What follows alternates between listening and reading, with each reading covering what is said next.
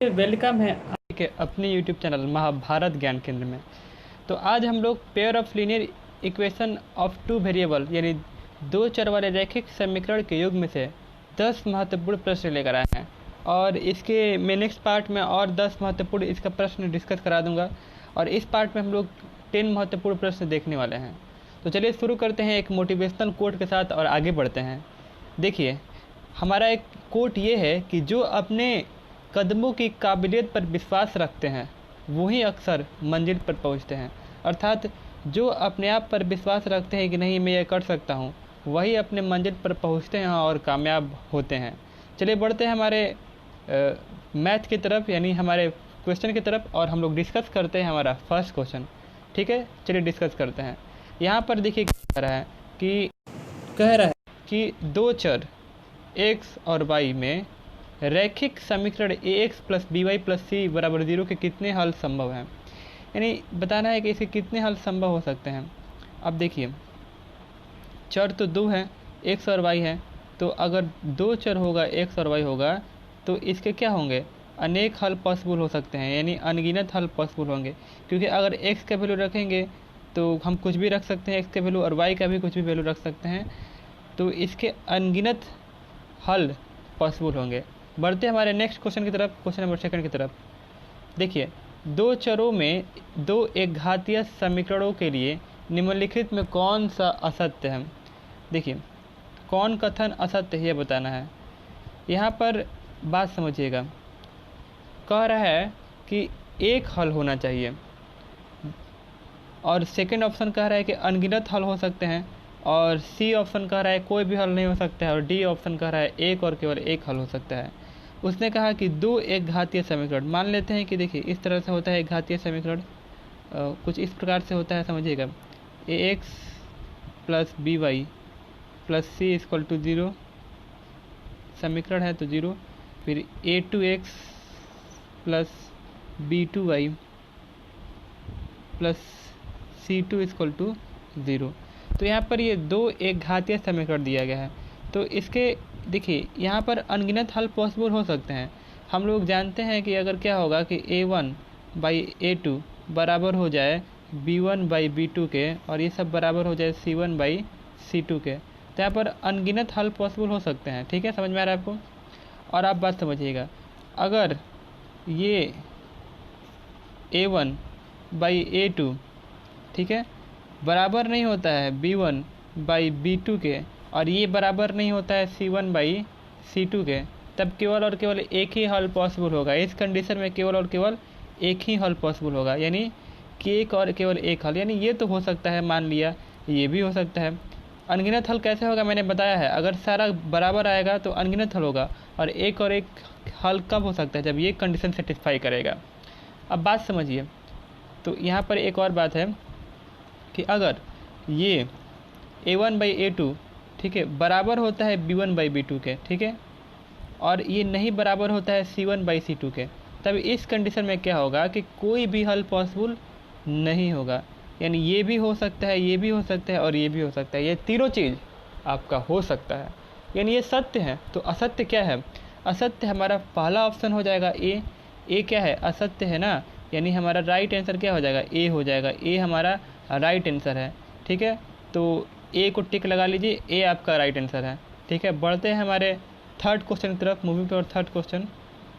Third question क्या कर रहा है, देखिए थर्ड क्वेश्चन कह रहा है कि x plus 2y plus 3 equal to 0 और 3x plus 6y plus 9 equal to 0 के कितने हल होंगे। बताना है हल कितने होंगे। यहाँ पर देखिए समझिए, अब हल बताना है तो देखिए यहाँ पर हम इस तरह से देखेंगे, कंपैरिजन करेंगे।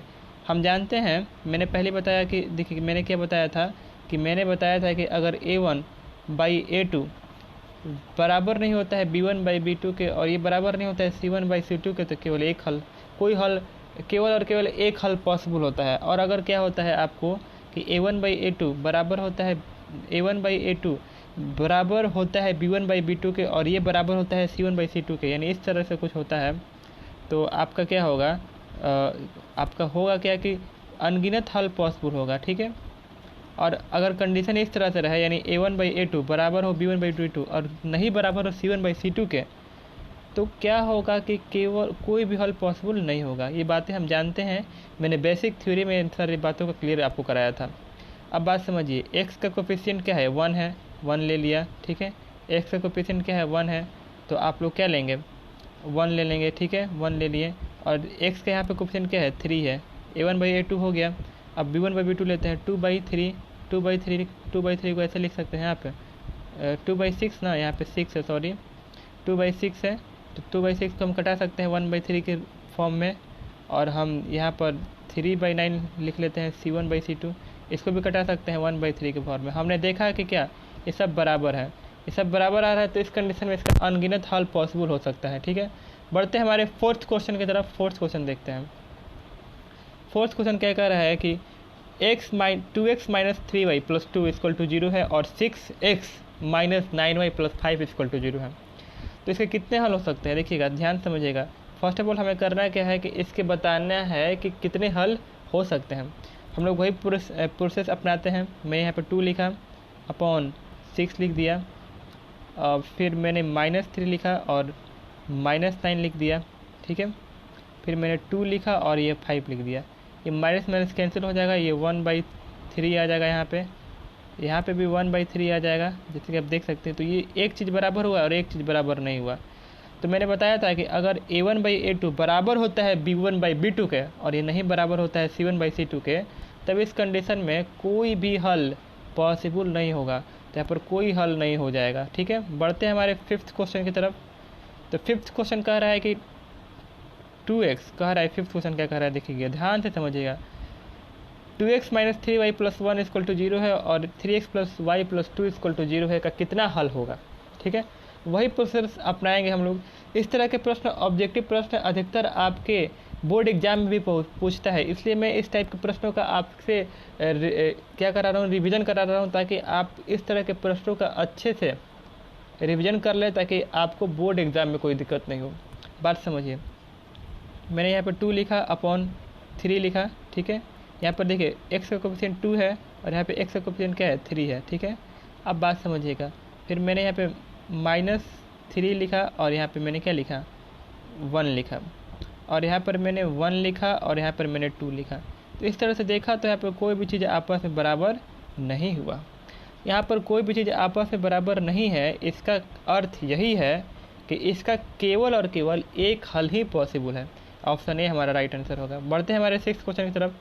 6th क्वेश्चन क्या करता है देखते हैं, ठीक है।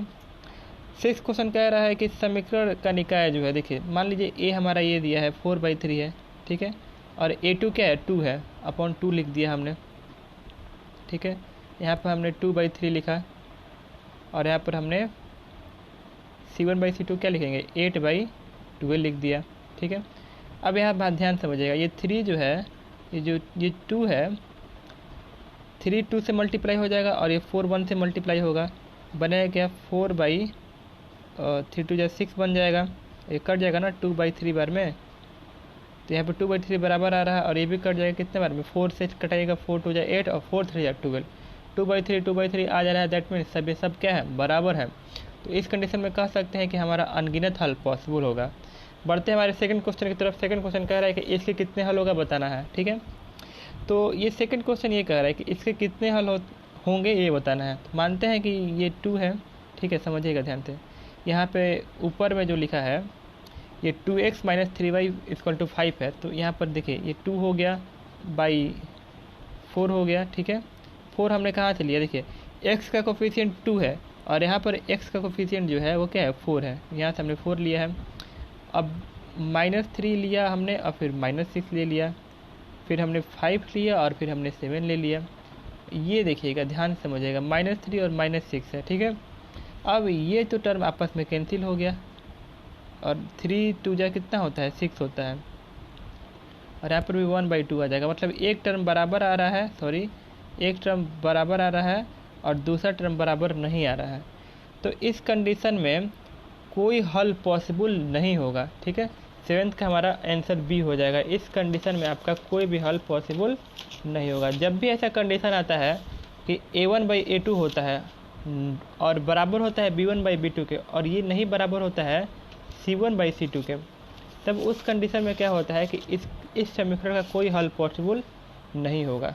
बढ़ते हैं हमारे 8 क्वेश्चन की तरफ। ठीक है, बढ़ते हैं हमारे 8 क्वेश्चन की तरफ। 8 क्वेश्चन कह रहा है कि समीकरण निकाय 3x + 2y = 14, x - 4y = -14 के कितने हल होंगे। ध्यान से समझिएगा, हम वही चीज़ जांच करने का प्रयत्न करेंगे जैसे कि मैंने आपको बताया है। ठीक है, तो इस पर मैं प्रश्न लेकर आया हूँ आपके लिए, देखिएगा। तो यहाँ पर हमने लिखा क्या, 3/14 लिखा। ठीक है, सॉरी 3 मैंने लिखा क्या, 3 मैंने लिखा आपको 1 लिखा, क्योंकि यहाँ पे x का कोफिशिएंट 1 है। फिर मैंने 2/-4 लिखा। ठीक है, फिर मैंने 14 लिखा और बाई मैंने यहाँ पे -14 लिखा। ये तो कैंसिल होकर 1/-1 आ जाएगा, और ये कैंसिल होकर क्या आ जाएगा, 1/-2 आएगा, और 3/1 है। तो मतलब इसमें कोई भी आपस में बराबर नहीं है। यहाँ पर पहला 3/1 आ रहा है, फिर 1/-2 आ रहा है, फिर 1/-1 आ रहा है, यानी -1 आ रहा है। इसका केवल एक और केवल एक हल होगा। बढ़ते हैं हमारे 9th क्वेश्चन की तरफ। 9th क्वेश्चन कह रहा है कि समीकरण के निकाय कि कितने हल होंगे। अब तो यहाँ पर ध्यान देने वाली बात ये है कि हम लोग फिर से वैसे ही जांच करेंगे इसका। ठीक है, अगर मैं फिर से आपको रिवीजन करा देता हूँ, अगर ध्यान से समझिएगा, अगर a1/a2 ठीक है नॉट इक्वल टू होता है b1/b2 के, और ये नहीं बराबर होता है c1/c2 के, तब इस कंडीशन में एक और एक हल होता है। और अगर a1/a2 ठीक है बराबर होता है b1/b2 के, और नहीं बराबर होता है c1/c2 के, तब इस कंडीशन में कितना हल होता है, इस कंडीशन में आपका अनेक हल पॉसिबल होता है। और अगर a1/a2 ठीक है बराबर हो b1/b2 के, और नहीं बराबर हो c1/c2 के, तब इस कंडीशन में ये c2 है। ठीक है, तो इस कंडीशन में क्या होता है कि इस कंडीशन में आपका कोई भी हल पॉसिबल नहीं होता है। देखिए, और ये वाला जो समीकरण का युग्म बनता है, इसे हम लोग अविरोधी युग्म बोलते हैं। क्या बोलते हैं, अविरोधी। और इसको हम लोग आश्रित बोलते हैं। ठीक है, आश्रित। और ये जो है ये विरोधी कहलाता है। क्या कहलाता है, विरोधी कहलाता है, समझिएगा। तो जिसका एक हल होता है उसे हम लोग अविरोधी कहते हैं, जिसका अनेक हल होता है उसे हम लोग आश्रित कहेंगे, और जिसका कोई भी हल नहीं हो उसे हम लोग विरोधी कहेंगे। ठीक है, समझिएगा। अगर रेखाएं, अगर इसका केवल एक और केवल एक हल होगा तो ये रेखाएं एक दूसरे को क्या करेंगी, प्रतिच्छेद करेंगी। और अगर ये इसका अनेक हल होगा तो रेखाएं क्या होंगी, एक दूसरे के साथ होंगी। ठीक है, और अगर इसका एक भी हल नहीं होगा, अर्थात ये समीकरण युग्म विरोधी की तरह व्यवहार करेगा, तो ये जो रेखाएं हैं वो एक दूसरे क्या होंगे, समांतर होंगे। इन सारी बातों को ध्यान में रखना है। फिर हम लोग आगे बढ़ते हैं। ठीक है, तो अब हम लोग इस क्वेश्चन को डिस्कस करते हैं। क्वेश्चन नंबर 9 को कह रहा है कि देखिए, तो 2x - 6y + 8 = 0 है यहाँ पर। तो हमने लिखा 2 क्या हम लिखेंगे, सॉरी हम लिखेंगे, पेन ले लेते हैं पहले। तो हम लिखेंगे क्या, 2 लिखा मैंने 3 लिख दिया, फिर -6 मैंने -9 लिखा, फिर 8 मैंने 12 लिखा। ध्यान समझिएगा, कटा कर देखते हैं इसको। ये माइनस माइनस कैंसिल हो जाएगा, यहाँ पे 2 आ जाएगा अपॉन 3, 4 2 जा 8, अब 4 3 जा 12, मतलब सब बराबर आ गया। देखिए यहाँ पे भी 2/3 आ गया, यहाँ भी 2/3 है, यहाँ भी 2/3, मतलब सब बराबर है। इसका कहने का मतलब ये है कि इसका अनगिनत हल पॉसिबल होगा। बढ़ते हैं हमारे 10th क्वेश्चन की तरफ। 10th क्वेश्चन ये पॉलिटेक्निक में आ चुका है क्वेश्चन। देखिएगा, ये 10th क्वेश्चन जो है क्या है, ये पॉलिटेक्निक में एक बार पूछा जा चुका है क्वेश्चन। ठीक है, अब बढ़ते हैं हमारे क्वेश्चन नंबर 10 की तरफ, देखते हैं। तो के किस मान के लिए इसका एक अद्वितीय हल होगा।